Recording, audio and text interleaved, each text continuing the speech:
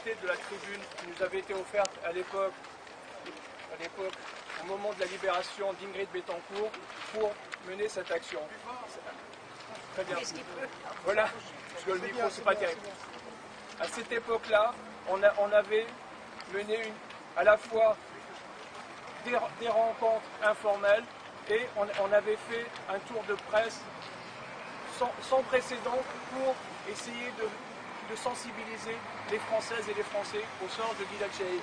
Et votre serviteur, qui n'est pas juif, pour une fois, qui est citoyen français, comme vous le savez, Gilad Shalit a la double nationalité, à la fois israélienne et française, et donc nous avons été très touchés par les propos de sa maman. Olivia avait rencontré sa maman, et moi-même j'avais rencontré à l'époque son papa, et j'avais rencontré une de ses tantes qui était de Marseille, donc qui nous avait vraiment sensibilisés. On avait été très touchés par le cas de ce jeune enfant, parce qu'à l'époque, certains disaient qu'il s'agit d'un soldat. Pour ceux qui ont encore la mémoire, et qui ont peut-être mon âge, il fut un temps où on faisait son service militaire en France. Donc Gilad Shalit fait partie de ceux qui ont effectué leur service militaire, même plus en Israël. Donc voilà, donc c'est pour dire encore aujourd'hui notre détermination, la volonté de parole de femme sera toujours présente pour défendre le cas de Gilad Shalit. Même que l'on soit 1000, que l'on soit 200, peu importe, on continuera et on se battra toujours. Mais une chose est certaine, il faut, je crois, essayer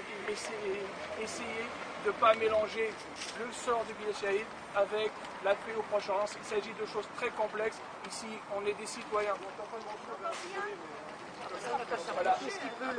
Voilà. Je disais, ici, on est des citoyens ordinaires, donc on se bat simplement pour demander la libération de Gilad Shalit en France.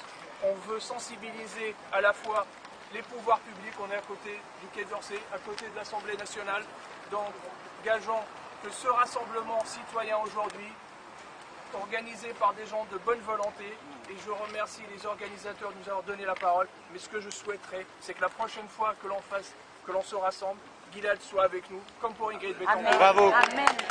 Merci à vous tous. S'il vous plaît, Olivier.